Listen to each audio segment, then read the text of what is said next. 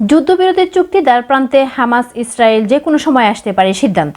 ফিলিস্তিনি অবরুদ্ধ গাজায় যুদ্ধবিরতির দ্বারপ্রান্তে হামাস ইসরায়েল। গেল 7 দিন ধরে কাতারের দোহায় চলা আলোচনায় যে কোনো সময় আসতে পারে সিদ্ধান্ত। বিভিন্ন আন্তর্জাতিক গণমাধ্যমে প্রতিবেদনে এই তথ্য জানানো হয়েছে।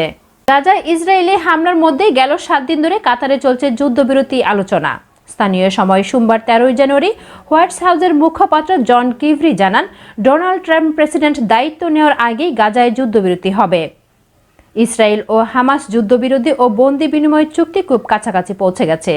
একই দিনে বিদায়ী মার্কিন প্রেসিডেন্ট জো বাইডেন জানান, তার প্রশাসন তোড়জোড় সঙ্গে এই বিষয়ে কাজ করছে। যুদ্ধবিরতি হলে জিম্মিদের মুক্তি এবং ফিলিস্তিনি মানবিক সেবা পৌঁছানো সম্ভব হবে। এ বিষয়ে মিশরের প্রেসিডেন্ট আবদেল ফাতাহ আল সিসির সঙ্গে শীঘ্রই আলোচনা করবেন বলে জানান তিনি। বাইডেন বলেন, বেশ কয়েক মাস আগে আমি হামাস ইসরায়েলের ভেতরে যুদ্ধবিরতির যে প্রস্তাব দিয়েছিলাম তা একেবারে চুক্তির দ্বারপ্রান্তে রয়েছে। অবশেষে তিনি এটি ফলপ্রসূ হতে যাচ্ছে। এবছর মানুষের সেবা করে আমি একটা বিষয় শিখেছি, তা হলো কখনো আশা ছাড়তে নেই। একই সুরে কথা বলেছেন মার্কিন পররাষ্ট্রমন্ত্রী অ্যান্টনি ব্লিংকেনও। তার দাবি, আগে যে কোনো সময়ের চেয়ে এবার অনেক বেশি এগিয়েছে হামাস ইসরায়েল যুদ্ধবিরতির আলোচনা।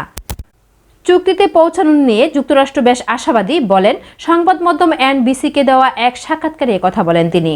অন্যদিকে অবরুদ্ধ উপত্যকায় যুদ্ধবিরতির চুক্তিটি 3 ধাপে বিভক্ত থাকবে বলে জানিয়েছেন নেতানিয়াহু প্রশাসন, যার প্রথম ভাগে 33 জন ইসরায়েলি জিম্মিকে মুক্তি দেওয়া হবে বলে আশা করেছেন তেল আভিভ।